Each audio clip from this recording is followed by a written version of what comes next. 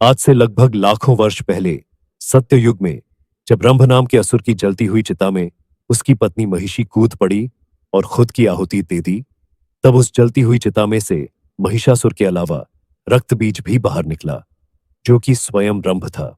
और पिछले जन्म में अग्निदेव के घोर तप के कारण ही वह इस बार पूर्ण जन्म लेकर रक्तबीज के रूप में वापस लौटा था। रक्तबीज बेहद चतुर होने के साथ साथ अत्यंत बलशाली भी था।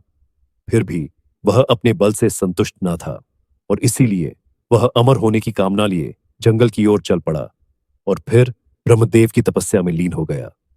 तपस्या करते करते सैकड़ों वर्ष बीत गए, पर ब्रह्मदेव अब तक प्रकट न हुए। लेकिन रक्तबीज अपने तपस्या से तस से मस न हुआ। वह निरंतर ब्रह्मदेव को प्रसन्न करने के लिए अपने तपस्या में डूबा रहा और आखिर में ब्रह्मदेव को रक्तबीज के सम्मुख प्रकट होना ही पड़ा, जिसके बाद ब्रह्मदेव ने रक्तबीज को उसके गहरे तप से जगाकर अपना वरदान मांगने को कहा।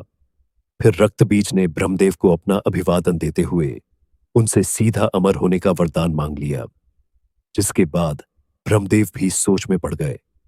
काफी सोच विचार करने के बाद ब्रह्मदेव ने रक्तबीज को अमृता का वरदान देने से मना कर दिया, परंतु उन्होंने रक्तबीज को एक ऐसा वरदान दे दिया जो कि अमृता के वरदान से बिल्कुल भी कम न था।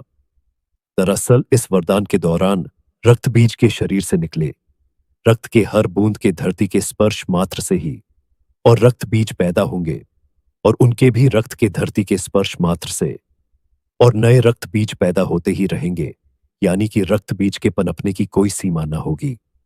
वरदान देने के बाद ब्रह्मदेव अंतर्धान हो गए, जिसके बाद रक्तबीज ठाके लगाते हुए सीधा पाताल लोक के महिषी शासित क्षेत्र पहुंच गया। दरअसल पिछले जन्म में जब वह रंभ था तो उसे महिषी असुरों ने मिलकर समाप्त कर दिया था और अब का बदला वह महिषी वंश से लेने के लिए वापस आकर उनके समक्ष खड़ा हो चुका था।